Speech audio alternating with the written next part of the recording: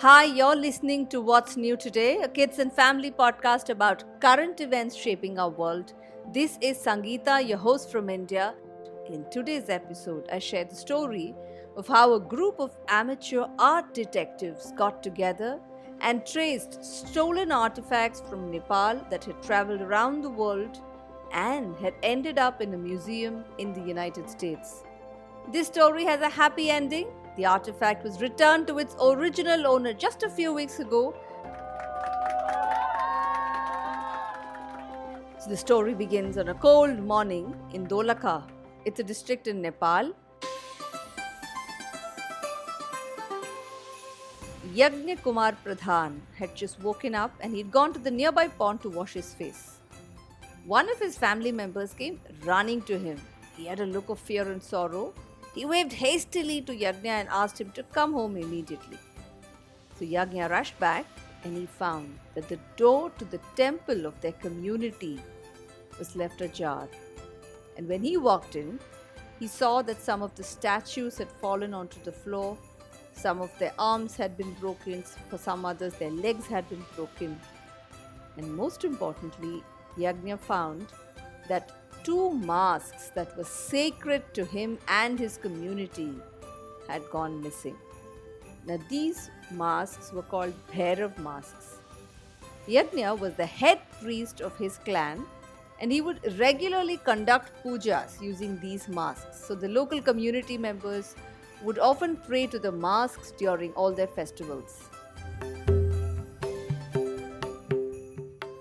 The masks had been with his family from the 16th century for over 500 years. And now they were gone. Yagnya was very sure that whoever had stolen the mask had done so not to pray to it. It would simply end up as part of a fancy art collection of someone rich, or it would end up on the walls of a museum someplace in the world.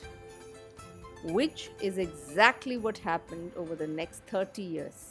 The story that I just began narrating happened in the 1990s. Now, what is a Bhairav mask? So, Bhairav is a form of Lord Shiva and is worshipped both by the Hindus and the Buddhists residing in Nepal. For the Hindus, Lord Bhairav is considered an incarnation of Shiva and he helps his disciples destroy fear. For the Buddhists, Bhairav is a deity who helps his disciples meditate and overcome greed.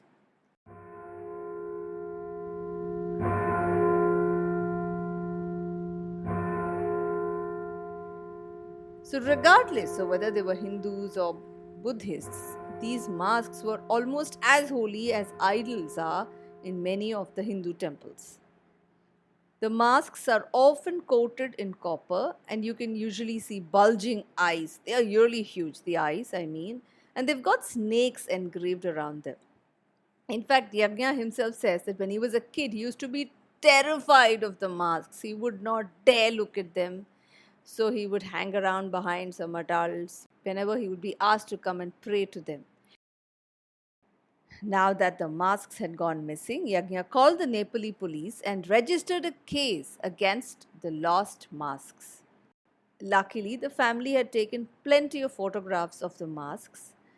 There had been so many festivals during which they had taken these photographs. So they added all of these also to the police report. Unluckily, the police's search yielded no further results. They had no clue where the mask had gone. And Yagnya was pretty sure that it was a lost case, that it must have left the country. Someone must have smuggled it out. And he was equally sure that he would never see his masks again. More than 25 years later, one of his cousins had a friend in a group called the Lost Arts of Nepal. This group was quite active on social media and they were trying their best to track artifacts that had been stolen from Nepal and had ended up in different parts of the world.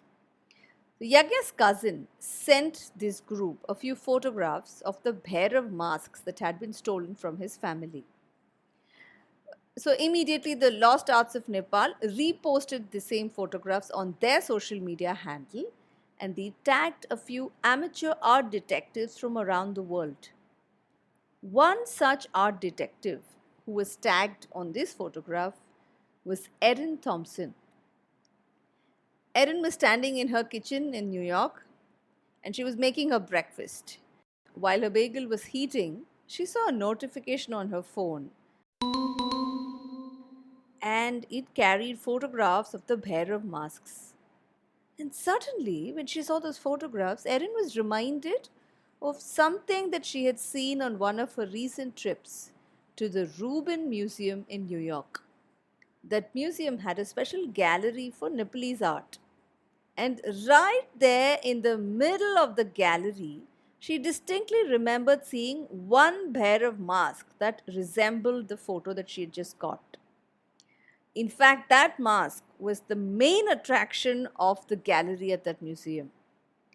But Erin had to make sure that it was the same mask. So she went to the museum, she pretended to be a regular tourist, she took a few innocent photographs of other art and paintings that hung on the wall.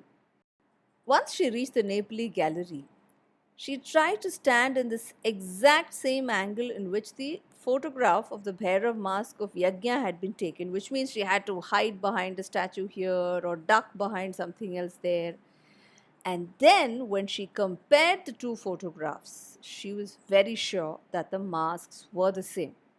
So, the first part of the puzzle had been solved. She had at least located one of the two masks. But that still didn't mean that the mask could be returned to its original owner. Erin had had experience of locating stolen art pieces in the past. Now, she could do something very simple. She could just walk up to the museum director of Rubin Museum and tell him, "Hello, you see this mask that you've got over here? It was stolen from Nepal. I have some photographs on my social media handle and I can prove it. Could you please send it back?" What do you think would have happened? Well, one of two things. The museum director would immediately feel very sorry for what had happened. He might have called the Nepali government and apologized profusely to them. Then he would take great care and wrap the mask and courier it to Yajna Kumar Pradhan residing in Dolakha, Nepal. Or the museum director would have had Erin thrown out of his museum with a warning to never again set foot inside. You can guess which was more likely to have happened if Erin had approached the museum's authorities. Well, Erin was smart. She did not tell the Rubin Museum anything about this just yet. She decided that she would first collect more information and she would get whatever was required to prove to the New York Police Department that this mask had been stolen and not legally traded. So, how do you prove that an art item has been stolen?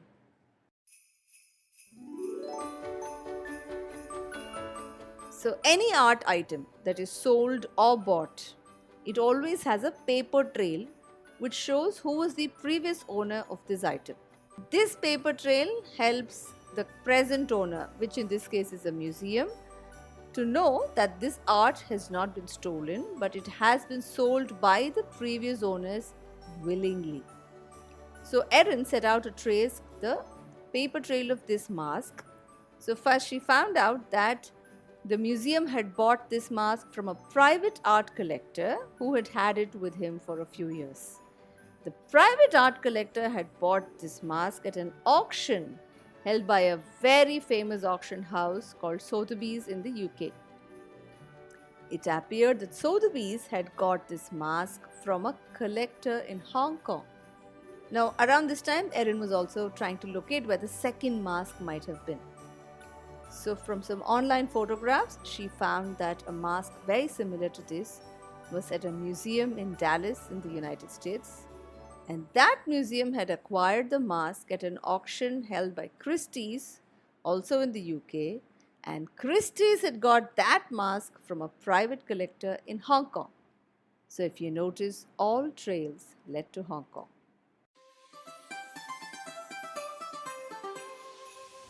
And papers showed that these masks had been held by a collector in Hong Kong since before 1956. Hong Kong, it appears, is a place where it is relatively easy for art traders to create false ownership papers for a lot of artifacts. So it's very hard for anyone to prove that the papers that they make are false. So now how was Erin to prove that the masks had been stolen and not held by the private collector in Hong Kong? This is where a Nepali law came to Erin's rescue. Many years ago, after the British rule had ended and Nepal had opened its borders to foreigners to visit their country, Westerners came in droves to visit the country. They loved Nepal, its mountains, the spirituality in all the Buddhist monasteries and the Hindu temples. Some of these tourists loved the idea of getting some of these pieces of art to be kept in their homes. So very soon, Nepal started seeing that some small statues were disappearing from their monasteries and temples. The Nepali government decided that it was high time that they protected their heritage and culture, so they banned the export of any such item unless it was expressly permitted by the government. A law to this effect was enacted in the year 1956. It's called the Ancient Monument Preservation Act. Now, all traders and museum owners around the world know about this law, which is why every trader who creates a false paper trail for any Nepali art will show that the art piece had left Nepal before 1956 and had landed in Hong Kong or somewhere else in the world. Museums also know this, but in most cases they don't care to check the authenticity of the paperwork because, after all, a museum is thrilled. It has something wonderful and pretty to show its tourists and it can earn its daily ticket sales. But in the case of these two Bhairav masks, the paper trail had a problem. Erin had proof to show that the ownership of the Hong Kong collector had to be false, because our friend Yagnya Kumar Pradhan had filed a police complaint in the 1990s after the two masks had gone missing. You may not believe it, but Yagnya had carefully kept the copy of his police complaint with him for over 30 years. With this police complaint copy, Erin's information loop was complete. So she sent the paperwork along with a copy of the complaint from Yagnya to the New York District Attorney's Office. And the case of the two stolen masks was reopened. The District Attorney's Office was able to establish that the masks had indeed been stolen, which meant that the museums, the Rubin Museum in New York and the one in Dallas, were asked to return their respective masks. A grand repatriation ceremony was held in Manhattan in December 2023. The masks were handed back to the Nepali authorities, who took them back to the home of Yagnya. Wow! Yagnya was, of course, shocked and thrilled in equal parts. He couldn't believe his eyes that the main deities of his temple had come back home. I hope you liked today's story. It's a real story. I'm leaving a link to a blog where you can see a photograph of the Bhairav masks if you're curious about how they look. On that note, here's some information to all of our listeners on how we go about producing each one of our episodes. So the first step is always we brainstorm and come up with a list of topics that we think are positive, meaningful and engaging to young children and for whole families to sit down together and listen to. And the next step is, of course, the recording process, where we invite a child or more than one child in each of our episodes. And we are very conscious that children should be allowed to express their ideas freely without the fear of being judged, because we don't believe that there are right and wrong answers to most questions. And then we edit them in the back end and we insert all the fun sound effects that kids love so much. Each one of these take time, effort and money. So if you've enjoyed listening to our episodes and would like to support Team What's New Today, you can support us by donating any sum of your choice. Link to supporting us is in the show notes below. We'll be back soon with our next episode. Until then, it's goodbye from me, Sangeeta.